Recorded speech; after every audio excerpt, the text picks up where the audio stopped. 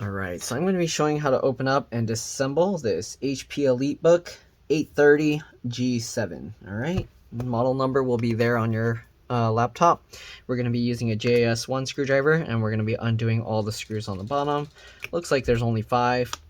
Alright, it looks like these screws actually stay attached to the bottom cover, so don't try and yank them out. If this video helps you out, please make sure to like, subscribe, share my channel with others so that they can learn how to upgrade and repair their devices as well. And if it helped you save a bunch of money, please consider contributing a little to the channel. Every little bit helps and allows me to continue making these videos for a living.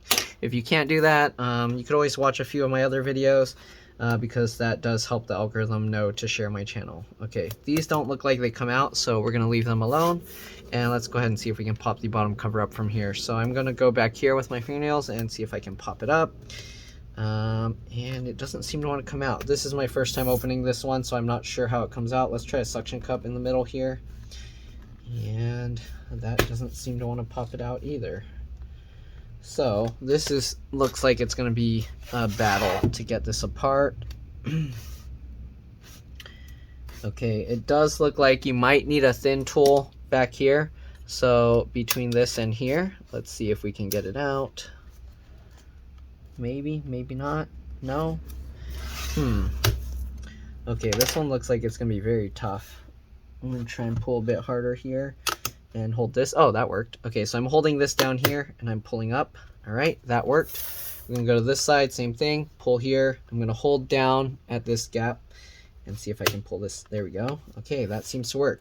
Now that we have a gap here, I'm gonna slide my fingernail in there as I pull up, and you can see that's popping up. Okay, this screw feels like it went back in maybe a little bit. There we go. Okay, then we can go ahead and pull that up. Same thing, keep pulling up on this. I'm going to slide my fingernail again, and there we go. All right, so now we got that up. It looks like it wiggles. We might have to wiggle and pull this and kind of wiggle that, and there we go.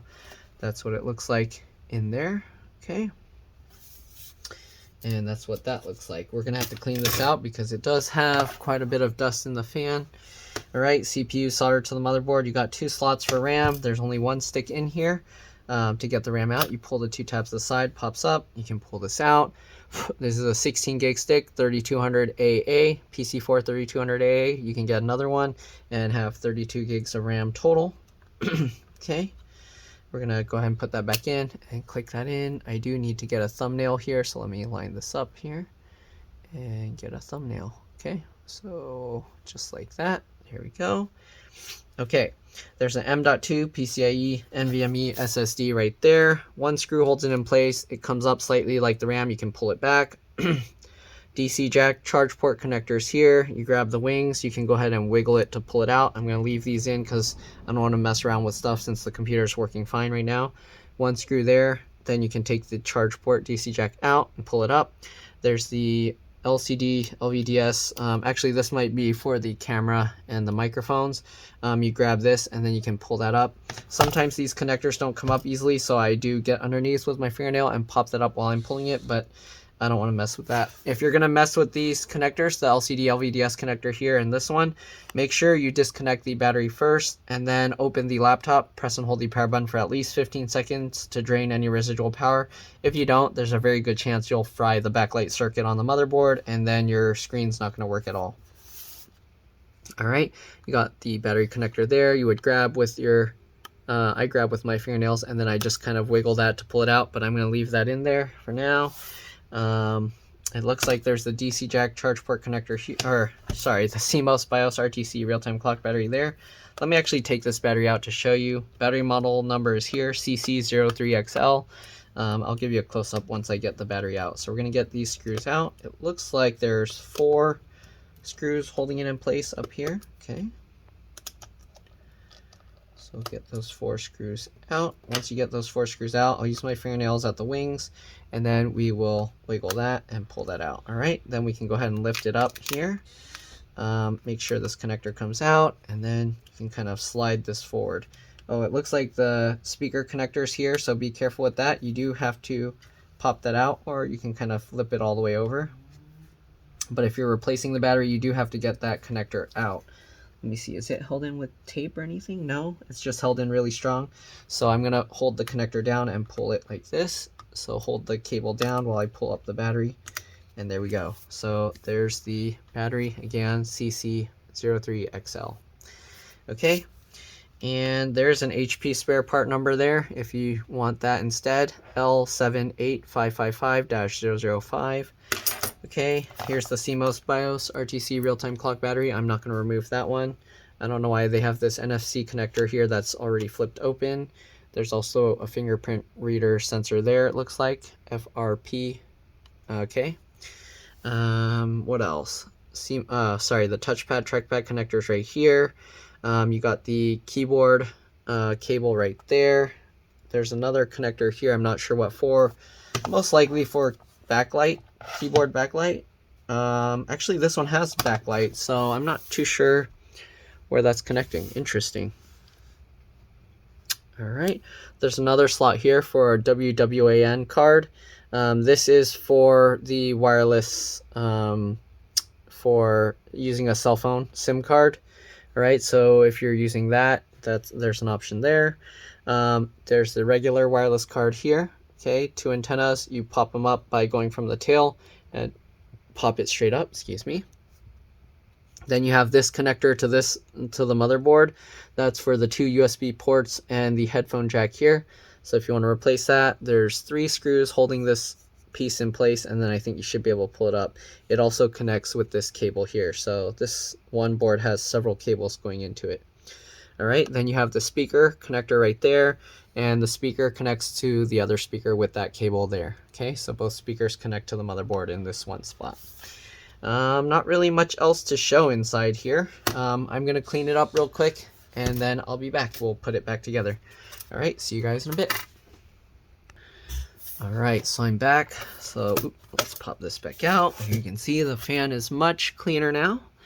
Okay, so now we just got to put the battery back and put this thing back together. So since we did take this speaker cable out, you do want to make sure to get that back in. These little feet here do slide into these little clips here, so make sure that you start this way and then slide it into place. Okay. And again, of course, make sure that this speaker wire goes back on top. Okay, so it should fall in like that, and then you can clip this. These wires might be a little difficult to clip back in. Try and use like the flat portion of your finger to push it in. You don't want to use anything sharp and then risk damaging it. Technically, you don't need to push it all the way back into this. As long as it's not really moving around too much, you should be okay. The bottom cover will kind of keep it in place, and it's not like it can go anywhere too much. All right, battery connector, you do want to pull this back and make sure this goes straight into the slot. You don't want to go in at an angle, because if you do, you can bend the pins inside there. What I do after that is I pinch the 2 pieces together just like this, okay? And there we go. That's pretty much it. We got this all into place. Let me put this here for a better thumbnail with a clean battery. We do have to put the 4 screws back in to hold that into place. They actually have little arrows showing you where the screws were. And yeah, other than that, that's pretty much all there is to it. Hopefully this video helped you guys out. Again, if it did, make sure to like, subscribe, share my channel with others so that they can learn how to upgrade and repair their devices as well.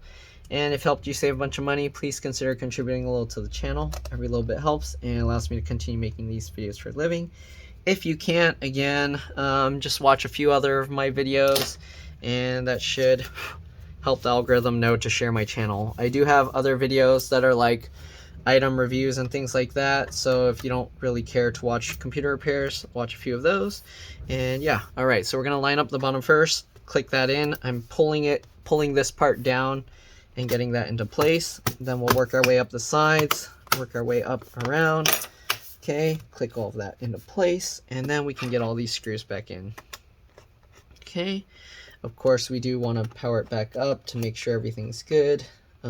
Shouldn't have any issues since we didn't really do too much except remove the battery and the stick of RAM. But yeah, sometimes the RAM can cause issues. If for some reason the RAM didn't go in right or got some debris on it, the screen might not come up. If that's the case, double check, take the stick of RAM back out, put it back in, and reseat it. Sometimes you might have to wipe the pins off.